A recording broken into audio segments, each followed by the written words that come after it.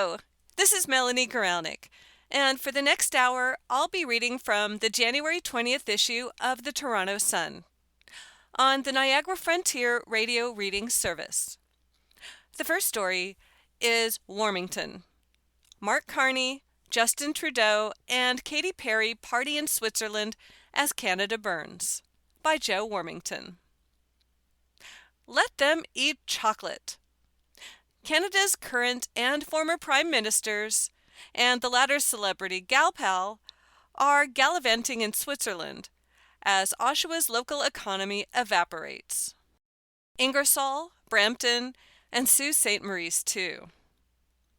While Prime Minister Mark Carney, Justin Trudeau, and his pop star girlfriend Katy Perry are hanging out with the Great Reset and New World Order crowd in the Swiss Alps, Oshawa is bracing itself for 1,000 workers to lose their jobs on January 30th.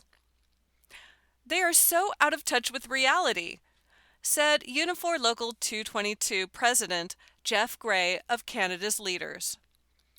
They are gallivanting around while our country is falling apart at the seams. And Carney, effectively, raised the white flag of defeat in Davos on Tuesday. We actively take on the world as it is, not wait for the world as we wish it to be, the PM told the World Economic Forum.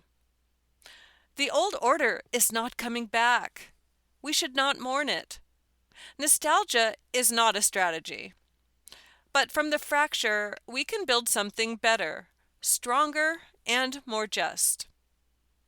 5,000 jobs gone. A new world order. The reality Gray's dealing with, however, is the shutdown of the third Chevy Silverado shift in Oshawa in just over a week. This is happening, he said.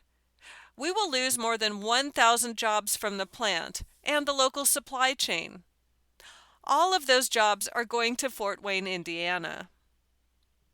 An estimated 5,000 jobs are disappearing this month in the car and steel business. Even hundreds of public sector jobs in Ottawa are vanishing too. Meanwhile, Canada's leaders are high up in the expensive mountains in Europe as Canada is in economic freefall. With that reality, it is galling to see Carney show up with the giant Canada jet at this conference, and Trudeau and Perry doing a vanity walk through the Davos mountainside village as if they're royalty. None of them are scraping by to make mortgage payments for fear of losing their homes. Patronizing word salads. It's sickening when you think of how many millions of Canadian tax dollars these globalists have squandered over the years at fancy gatherings like the WEF, while they make life so expensive with their climate change taxes and initiatives. Then fly into that place on their pollution-spewing luxury jets. Never underestimate the resolve, the motivation, and the strength of people standing up to defend their sovereignty, their identity, their very existence, Trudeau told a World Economic Forum audience. Another patronizing Trudeau word salad soundbite that means little, especially to those families about to lose their livelihoods. And Carney met with France's leader Emmanuel Macron while, according to the Canadian press, encouraging business investment into Canada. But none of what either leader has done or is doing with the World Economic Forum, or any of their other actions, has saved Canadian jobs. They are disappearing by the boatload. Jobs market bleeding. Oshawa is losing the shift. Algoma Steel is shuttering 1,000 jobs soon, and 2 car plants are essentially mothballed despite a workforce and agreements in place. Right now, 2 Canadian auto plants are idled, said Unifor Canada. Unifor President Lana Payne noted that in addition to the shift loss in Oshawa, the GM CMAI assembly plant in Ingersoll, and the Stellantis assembly plant in Brampton, where there is currently no vehicle programs allocated, and approximately 4,000 Unifor members without work. Unemployed Canadians won't be able to afford to eat fondue or chocolate in Davos or anywhere else. It is imperative that the federal government focus their efforts on finding an immediate resolve to the challenges we face, said Unifor.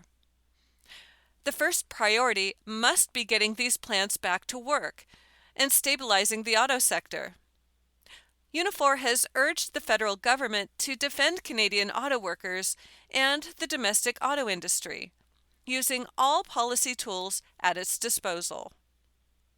Payne explains, "If we don't protect jobs and supply chains now, there will be no foundation left to build the industry for the next generation. That means the federal government must hold all of the automakers to the commitments they made to Canadian workers and the investments they promised." The Prime Minister has publicly reassured auto workers, after speaking with executives, that new product programs are under consideration. Nothing has yet been confirmed or delivered. "Absolutely nothing," said Gray. As for Carney's trips to China and Qatar, Gray believes the benefit of any deals in those countries will be for them at Canada's expense. Canadian auto market facing extinction. Premier Doug Ford has called new electric cars from communist China spy cars, and Gray says any deals with dictatorships will come back to haunt us. The spin that Chinese-made cars with no manufacturing in Canada will only result in 3% of the Canadian market is nonsense, said Gray. "We have seen this before with China. Once they're in the door, they will find a way to flood our market," said Gray. Payne adds, "We won't have a competitive auto industry, or the jobs it supports, if we don't build vehicles here in Canada. Chinese auto companies aren't building in Canada, despite vague promises of investment years down the road. And where China has entered other markets, the playbook is always the same. Much of the supply chain remains in China, propped up by massive state subsidies and low wages, while parts are shipped in for minimal assembly locally, creating few jobs and no real industrial base." The focus of Carney should be on working to get the relationship back on track with Trump and the United States. "We love Americans," said Gray. 100% we need to get a trade deal with the U.S. Flying into Davos with a bunch of oblique, feel-good language and buzzwords, and prancing around like celebrities is not going to replace the thousands of Canadian jobs that are disappearing. And no amount of hamming it up for the international paparazzi is going to fix that. There is a picture of Justin Trudeau with Katy Perry. They're leaving an event during the World Economic Forum in Davos, Switzerland. It was taken January 20th of 2026. They are holding hands, and you can see many people in the background behind them. The walls and ceiling look white, almost like it's in a dome. And they are dressed very nicely and conservatively.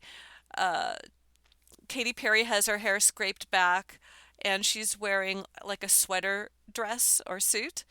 And Justin's in a dark blue suit. Photo courtesy of Sean Kilpatrick via the Canadian Press. That story was Warmington. Mark Carney, Justin Trudeau, and Katy Perry party in Switzerland as Canada burns, by Joe Warmington.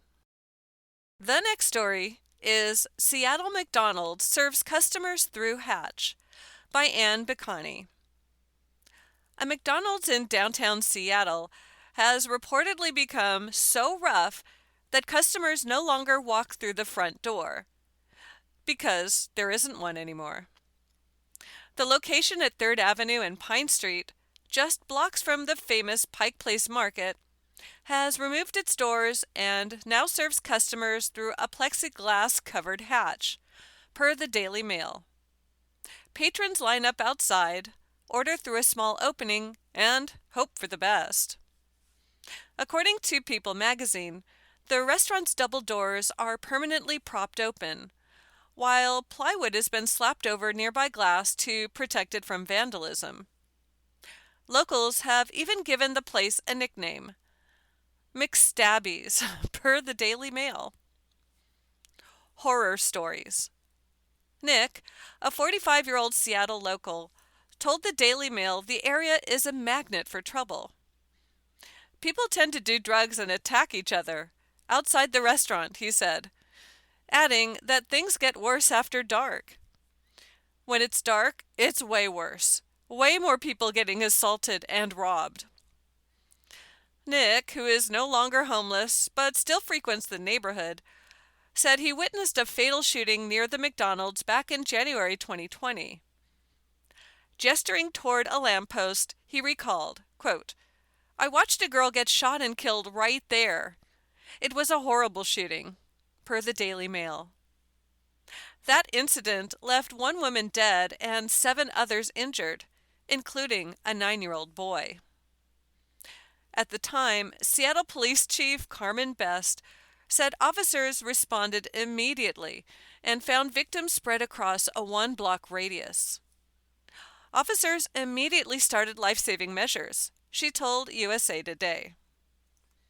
Violence continued.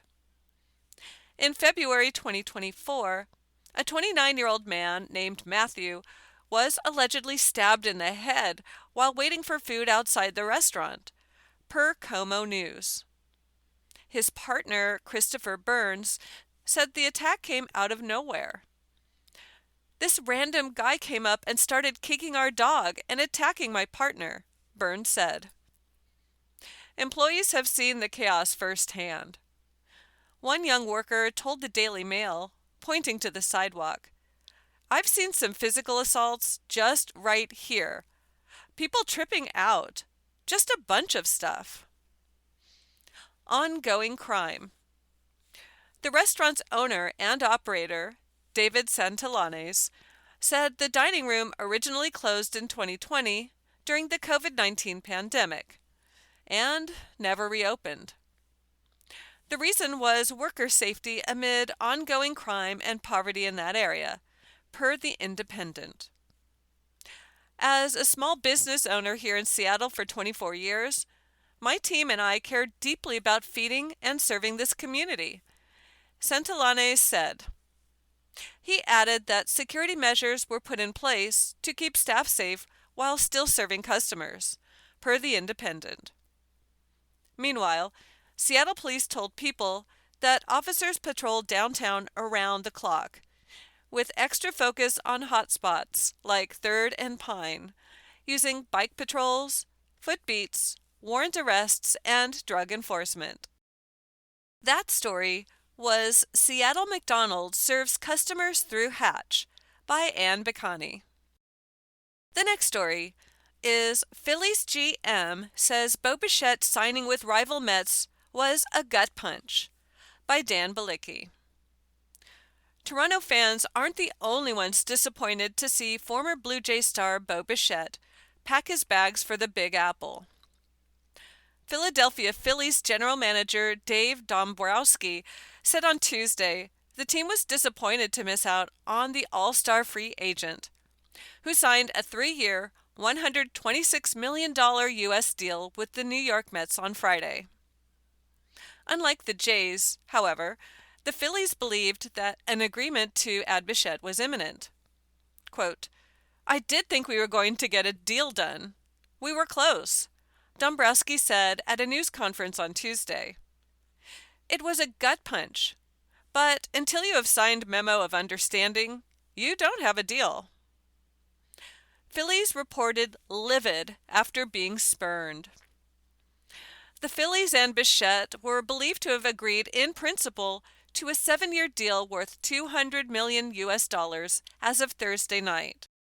However, after the Mets missed out on top free agent target Kyle Tucker, who joined the 2-time reigning champion Los Angeles Dodgers on a 4-year deal worth $240 million, New York quickly and aggressively pivoted to Bichette, hammering out a 3-year, $126 million deal by Friday afternoon. Bichette's contract with the Mets carries a higher average annual value, while also containing opt-outs after each of the first 2 seasons. Earlier reports said that some within the Phillies organization were livid over seeing Bichette spurn the team for its NL East rival. Quote, "The word livid was used in terms of the reaction to the news that Bo did not end up coming to the Phillies and went to the Mets," MLB.com reporter Todd Zolecki said Saturday on the Phillies show. "It's kind of a rug pulled from under them situation." Tucker signing triggered panic deals? Reporter Jim Salisbury added that the team had, quote, "legit, real confidence that Bichette would sign with them after a meeting between the team and the two-time All-Star reportedly had gone well." "It feels like the Lufthansa heist at LaGuardia from Goodfellas," Salisbury joked, referencing the 1990 Martin Scorsese's directed crime thriller centered around an airport robbery. You are listening to a reading of articles and features from the Toronto Sun on the Niagara Frontier Radio Reading Service. Former Phillies general manager Ruben Amaro Jr. also said he believed the Tucker signing triggered some panic with the Boston Red Sox signing ex-Philadelphia pitcher Ranger Suarez and the Mets landing Bichette. As if the Phillies fans needed to have another reason to be pissed off at the Los Angeles Dodgers, they are the wild cards here, Amaro said. The Dodgers signed Tucker. That was a target for the Mets, and a target possibly for the Red Sox. Ranger goes to the Red Sox on a panic sign, and I believe, in my heart of hearts, it was another panic sign by the Mets to sign Bo Bichette and to do what they did. Amidst the free agency frenzy, the Phillies brought back All-Star catcher JT Realmuto on a 3-year, $45 million deal. There is an undated picture of Toronto Blue Jays shortstop Bo Bichette.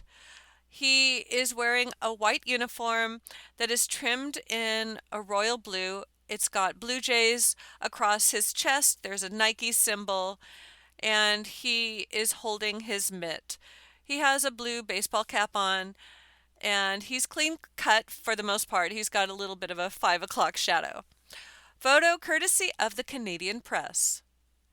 That story was Phillies GM says Bo Bichette signing with rival Mets was a gut punch, by Dan Balicki. The next story is Hunter. For family of Fort Erie Airbnb murder victim, rage will not subside, by Brad Hunter.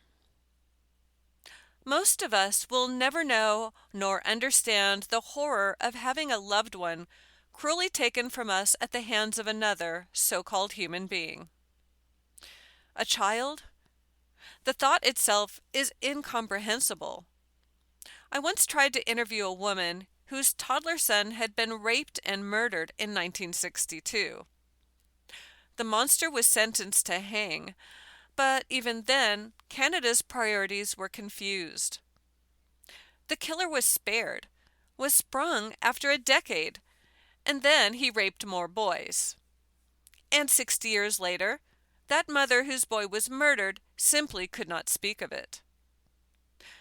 The shattered family of Juliana Panunzio, however, is refusing to go quietly into the good night.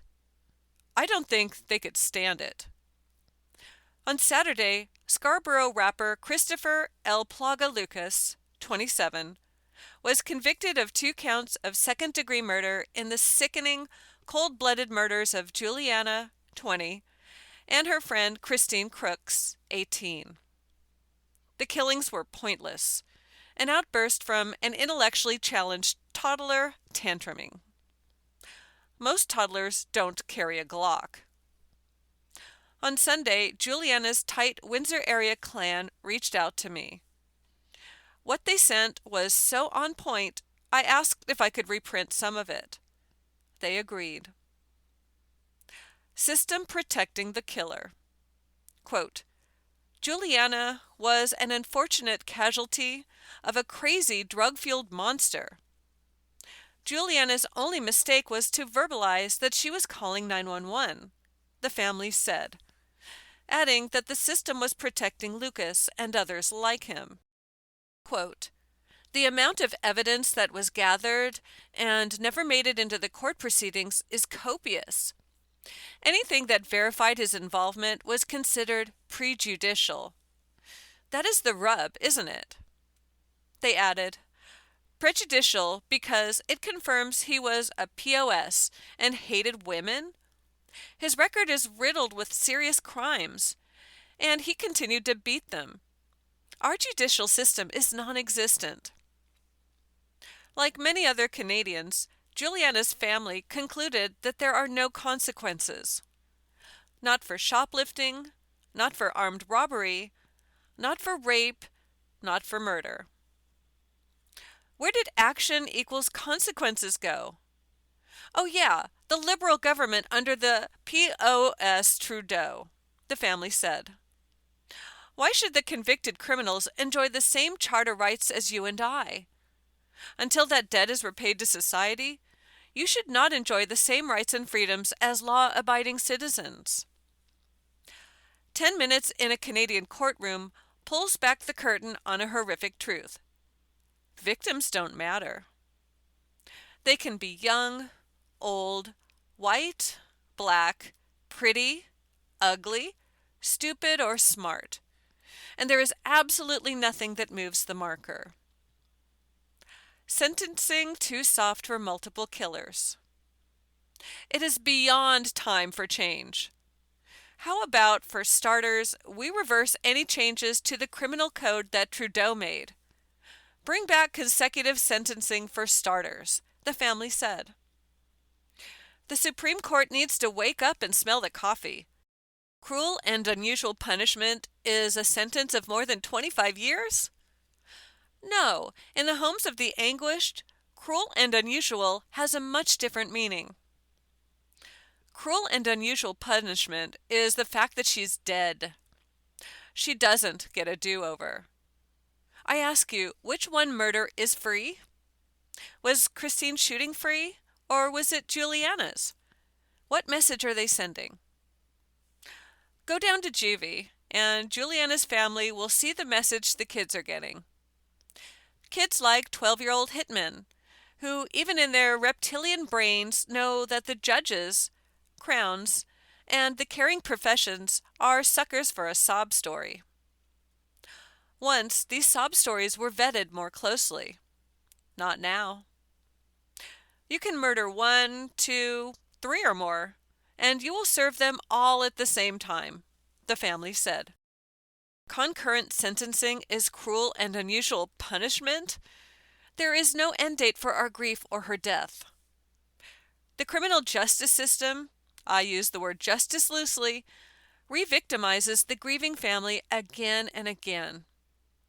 I've come to the unfortunate realization that the justice system is not there to protect the innocent, but to afford the reoffenders protection and excuses, all paid by you and me. The only message you are left with is vigilantism. They added, what a legacy Trudeau left. There are pictures of the 2 young ladies that were murdered at the Fort Erie Party House. Christine Crooks has dark brown hair, big brown eyes, and she's in a t-shirt and smiling at the camera. It's just a head and shoulders. And then there's a picture of Juliana Panunzio, who is 20, and she has light brown, kind of blondish hair, really nice eyebrows and brown eyes. It's a very close-up picture, and she's smiling. There is no photo credit given. That story was Hunter. For family of Fort Erie Airbnb murder victim, rage will not subside, by Brad Hunter.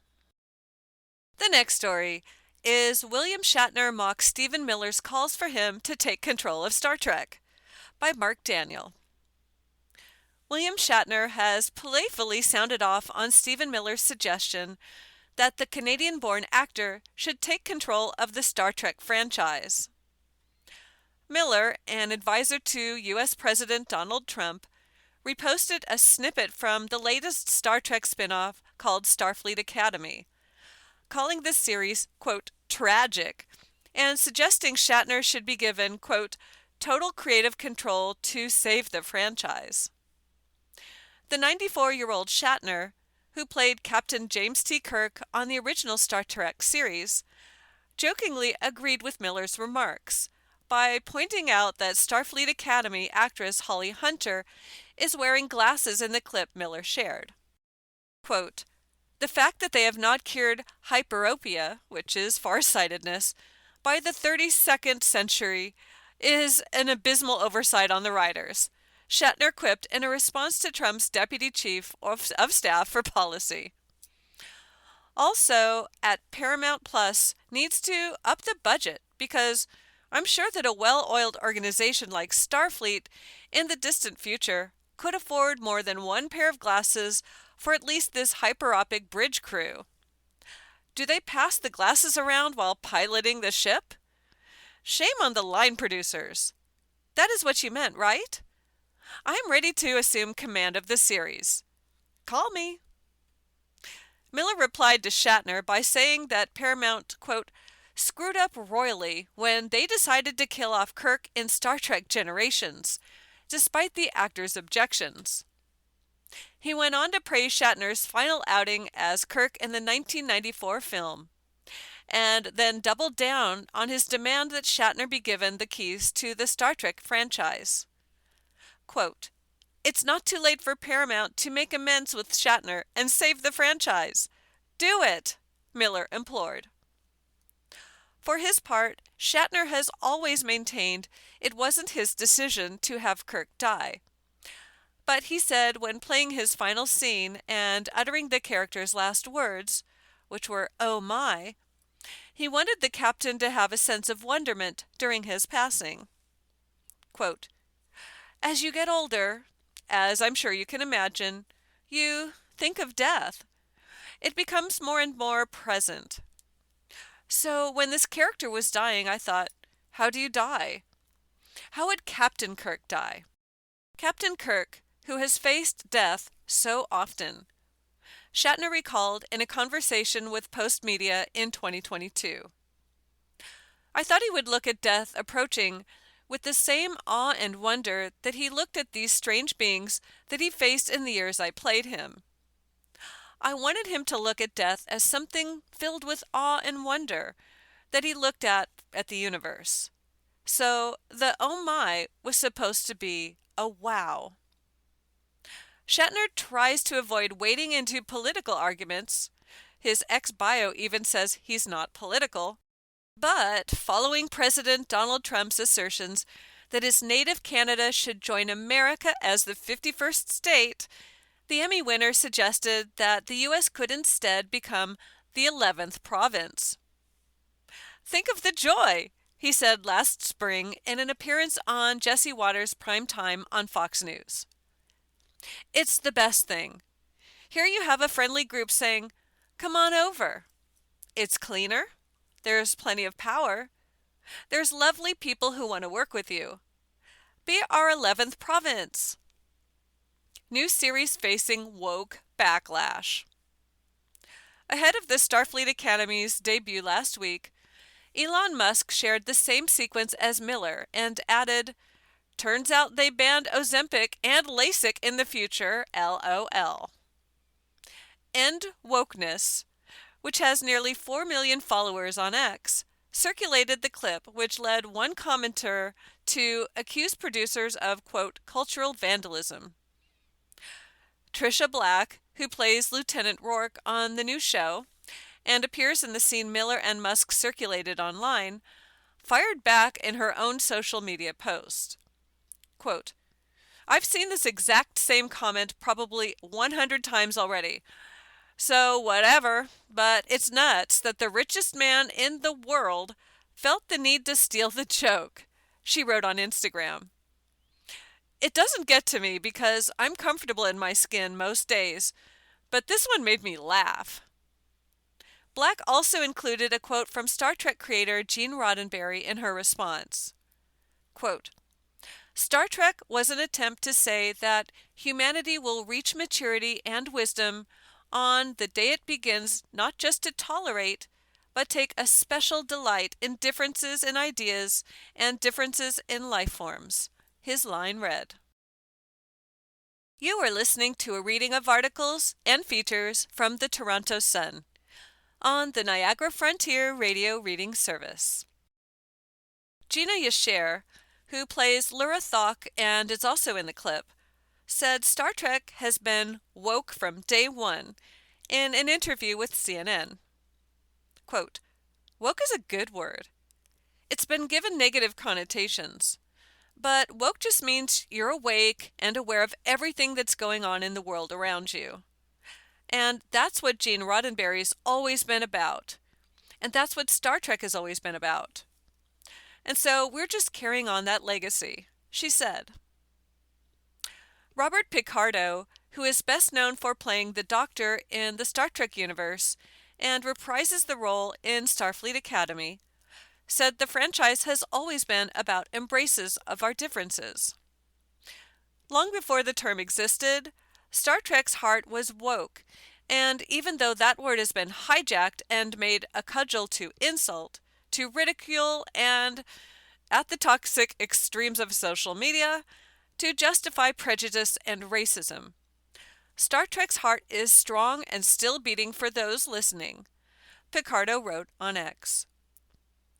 But Hunter, who leads Starfleet Academy as Captain Nala Ake, told Postmedia in a recent interview that the series tapped into her lifelong love of Star Trek. I was slightly giddy, the Oscar-winning actress said. I was always in a great mood, being on the bridge. I felt like a child with all the infinite possibilities of where I could be, what I could do, and what I could climb on. It was just fun.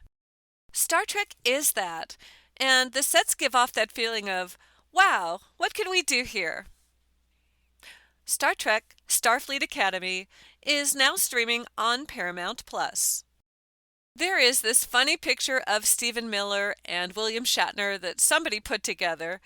So Stephen Miller, he's this bald guy with brown eyes, kind of a sullen expression all the time. He is in a suit and tie. He's got his arms crossed, and he's kind of looking to the left. And somebody inserted a picture of William Shatner, who's in a blue shirt, and he's smiling. He looks great. And so it looks like Stephen Miller is looking like kind of angrily at William Shatner. And behind them, it looks like outer space. Photo courtesy of Getty Images via Toronto Sun. That story was William Shatner mocks Stephen Miller's calls for him to take control of Star Trek by Mark Daniel. The next story is Aperture, Harry Styles' new single, due out Thursday by Jane Stevenson.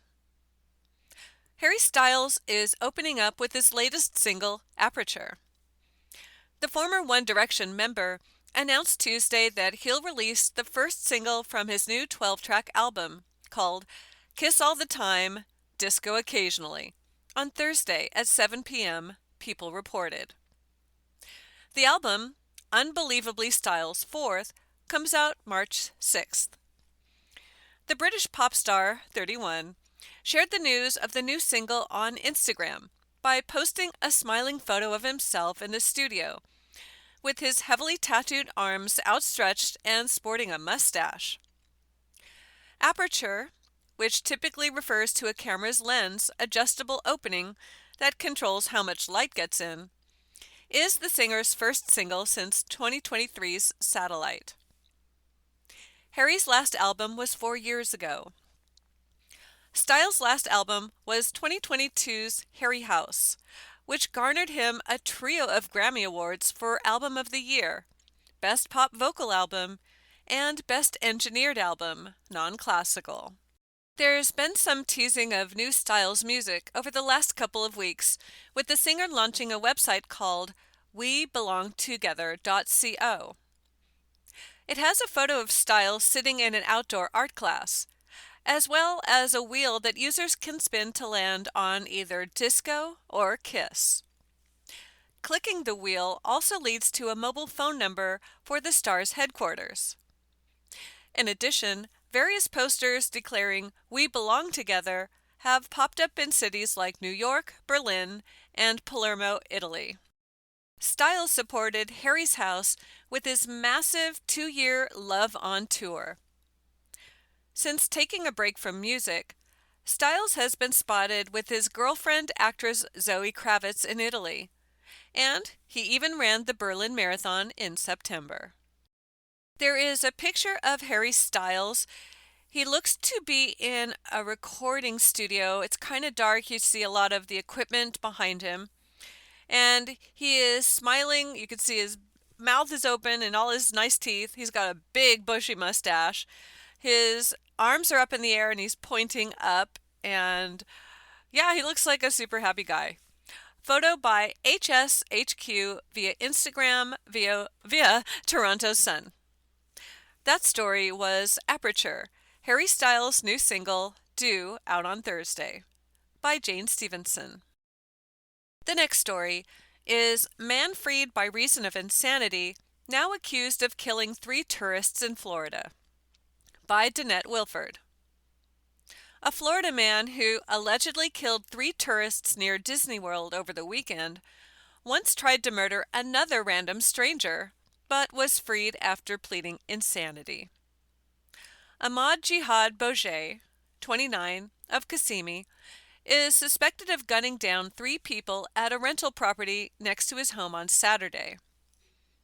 In 2021, he was charged with attempted first-degree murder and aggravated battery after shooting at a person and random vehicles in a Wawa gas station parking lot, WOFL reported. He was later found not guilty by reason of insanity in that case, according to court records obtained by the outlet. Additional records show Bojeh had prior arrests for felony drug possession and misdemeanor resisting an officer without violence, reflecting years of repeated run-ins with law enforcement. Prosecutors slammed in previous case. Following his arrest in Saturday's slayings, Florida Attorney General James Youthmeyer slammed Bojeh's record and how prosecutors handled his case at the time. Quote, prior to State Attorney Monique Worrell's suspension, Ahmad Jihad Bojeh was acquitted of attempted first-degree murder with a firearm and aggravated battery, Youthmeyer noted in an X post. It appears she didn't put up a fight to Bojeh's use of the insanity defense, and he was allowed to go free. What happened over the weekend? Osceola County Sheriff Christopher Blackmun described Bojeh as a, quote, frequent flyer with his officers and a threat to the neighborhood all the time, citing repeated calls involving the suspect. It was cold-blooded. It was premeditated. There was absolutely no issues between the accused killer and the victims, who had been stranded outside their rental home at the time due to car troubles, Blackmun said. There was no conflict between these people. This was just random. Deputies responded at 12:13 p.m. on Saturday to reports of a shooting in a subdivision near Kissimmee, where they found 3 men dead outside a home, each suffering apparent gunshot wounds. The victims were identified as Robert Lewis Kraft, 69, of Holland, Michigan, his brother Douglas Joseph Kraft, 68, of Columbus, Ohio, and James Puchon, 68, a friend from Ohio, according to the outlet. Deputies found Bojeh inside his home and took him into custody. He is being held at the Osceola County Jail without bond. There is a police booking picture of Bojeh. It's just a head and shoulders picture. He has very dark brown or perhaps black hair, big brown eyes, very bushy eyebrows, and he's in a green t-shirt type thing. Photo courtesy of Osceola County Sheriff's Office. That story was Man Freed by Reason of Insanity, Now Accused of Killing 3 Tourists in Florida by Danette Wilford. The next story is porn star Abella Danger goes viral after being spotted at NCAA football championship game by Dan Balicki. There were plenty of celebrity fans in attendance at Monday night's NCAA college football playoff championship game, but one caught the attention of more viewers than others. Former adult film star Abella Danger was spotted on camera during the fourth quarter of the game between the University of Miami and Indiana University. Danger was seen nervously cheering among the crowd as Hurricane quarterback Carson Beck was leading his team down the field, attempting to cut the Hoosiers' 10-point lead. Eagle-Eye fans watching the game were quick to point just who exactly ESPN had panned to in the crowd. Quote, "No shot ESPN just showed Abella Danger on national television," one person posted on X.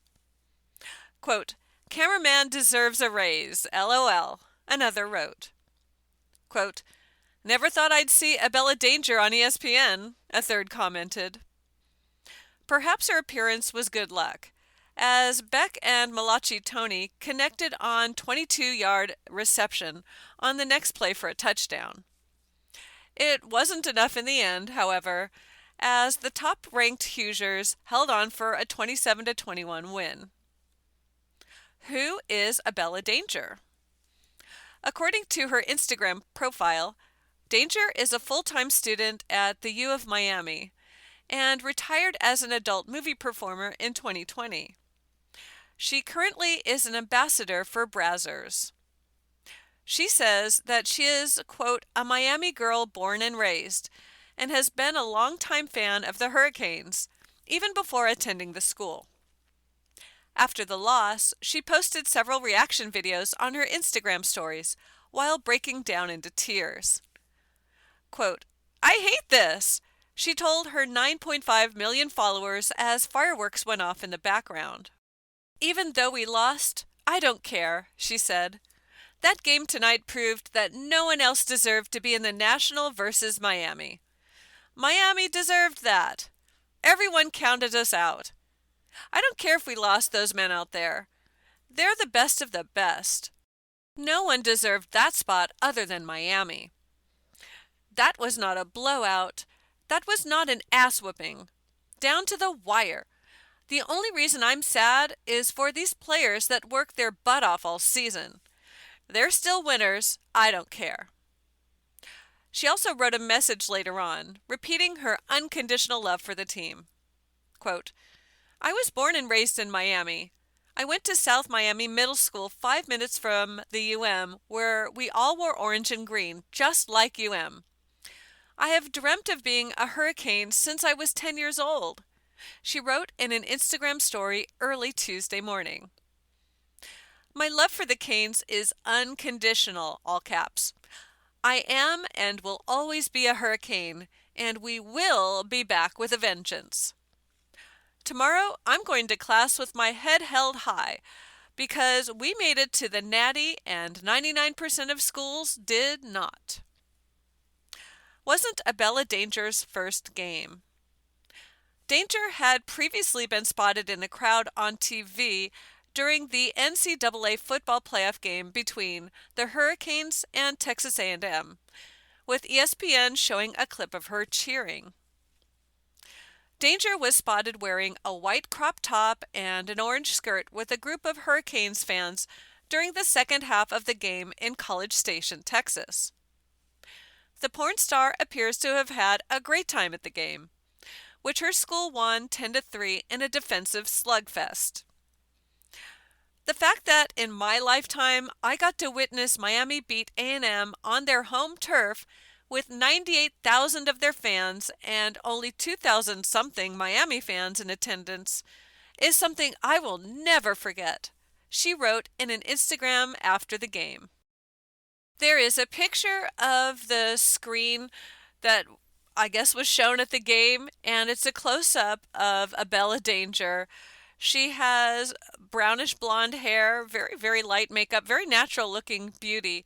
And you could see her looking with like bated breath at what's going to happen next in the game. Photo courtesy of ESPN. That story was porn star Abella Danger goes viral after being spotted at NCAA football championship game by Dan Balicki.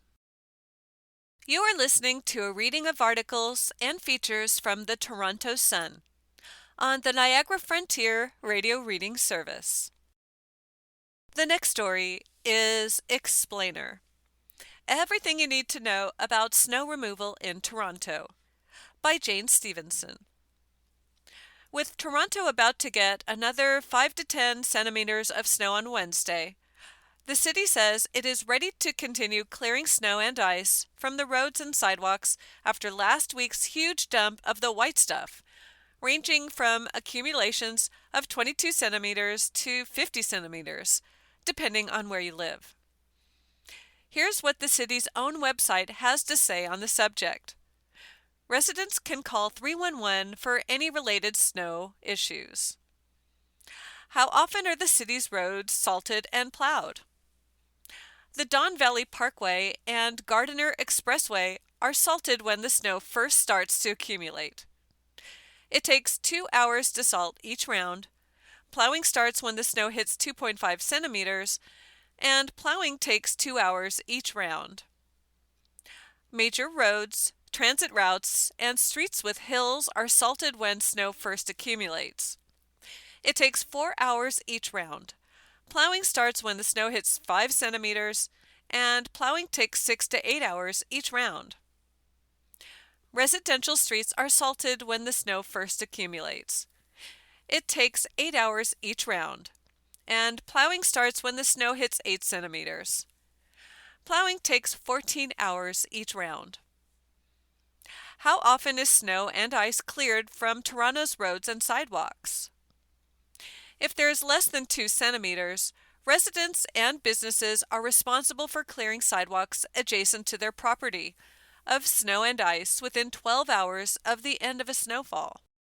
Property owners are responsible for clearing ice and snow from their driveways, parking spaces, steps, ramps, and landings within 24 hours after snowfall ends to provide safe access for people and vehicles.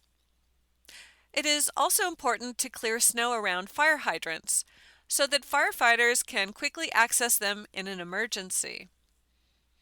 Residents are also asked to clear catch basins, those square grates on the road, in front of or near their homes of ice, snow, and debris, to help prevent surface flooding and allow water to drain off the road.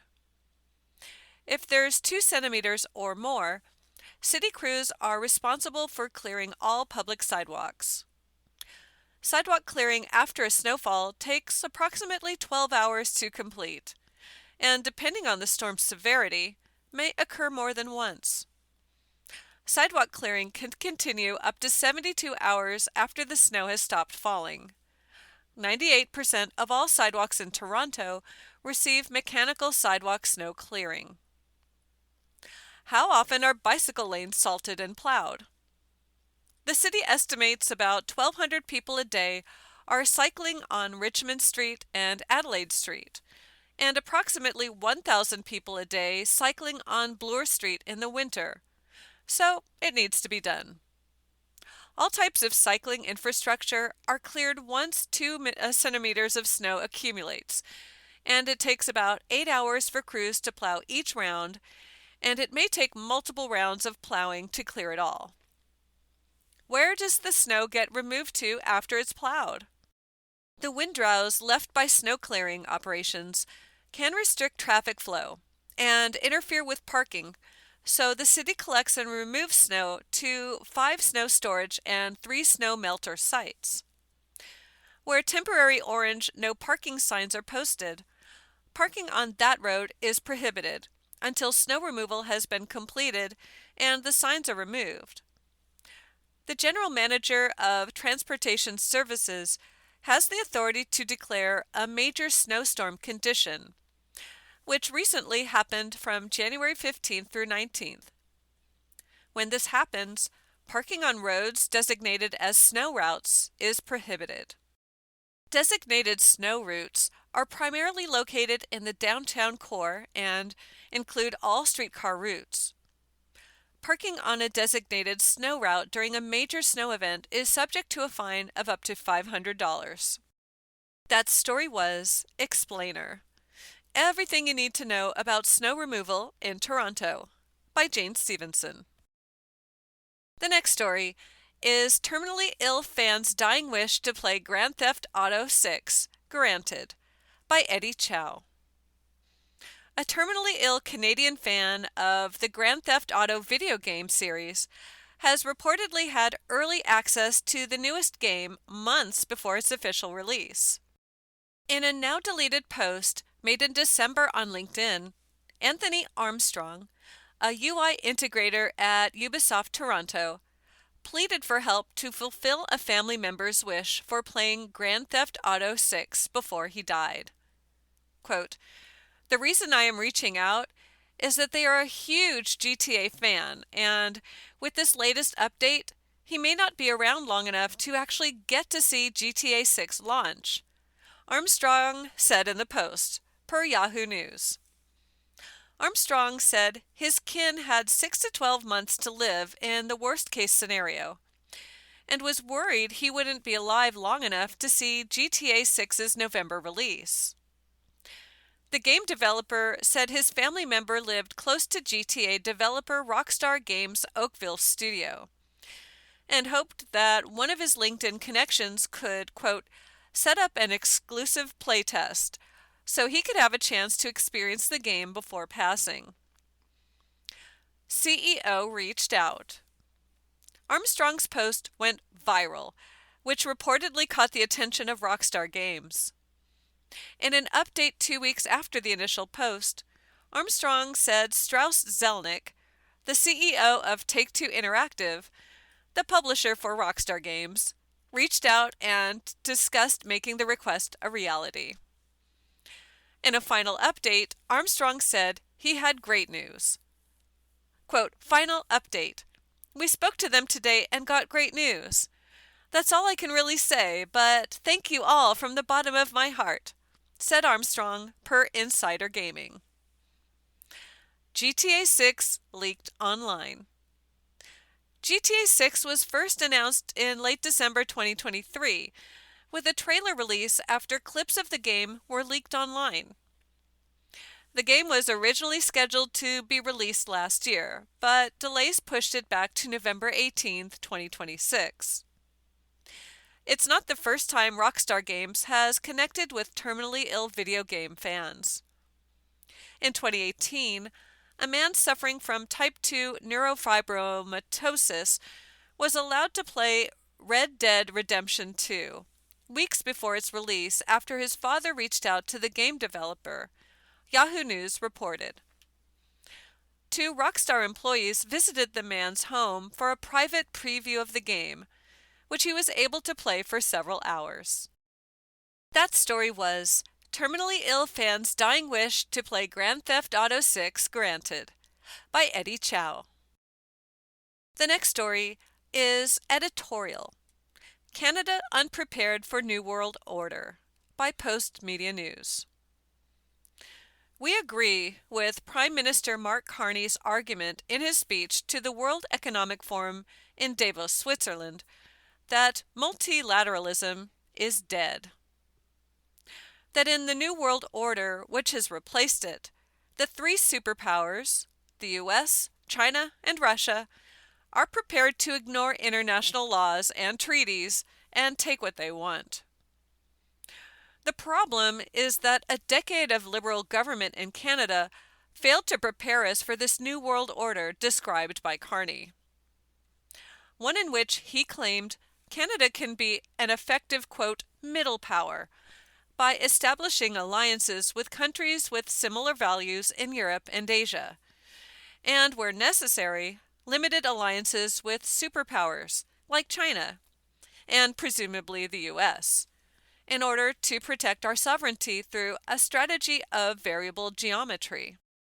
The problem is the Canada Carney described, a quote, energy superpower with vast reserves of critical minerals and immense fiscal capacity, doesn't exist after a decade of Liberal government under his Liberal predecessor, Justin Trudeau, who was also in Davos talking about, quote, soft power. Indeed, when Carney was running for the Liberal leadership, he said our economy was already in trouble before U.S. President Donald Trump took power because of the failed economic policies of the Trudeau government. Terrible record of economic growth. Because of that, Canada experienced the worst record of economic growth as defined by real GDP per capita since the government of R.B. Bennett during the Great Depression, the worst record in the G7, and if nothing changes, according to the Organization for Economic Cooperation and Development, the worst record among its 38-member industrialized countries for the next 3 decades. In fairness, Carney is trying to address at least some of the economic damage Trudeau caused by ill-advised policies, such as runaway immigration, overspending, and failing to effectively develop Canada's oil and natural gas resources. But those are long-term solutions to the immediate crises we face. For example, we agree with Carney that Canada should, quote, stand firmly with Greenland and Denmark and fully support their unique right to determine Greenland's future. But when we can't even patrol our own Arctic borders effectively because the Liberals underfunded our military, our ability to contribute to that effort other than by sending a token force of soldiers to Greenland is limited. That story was editorial.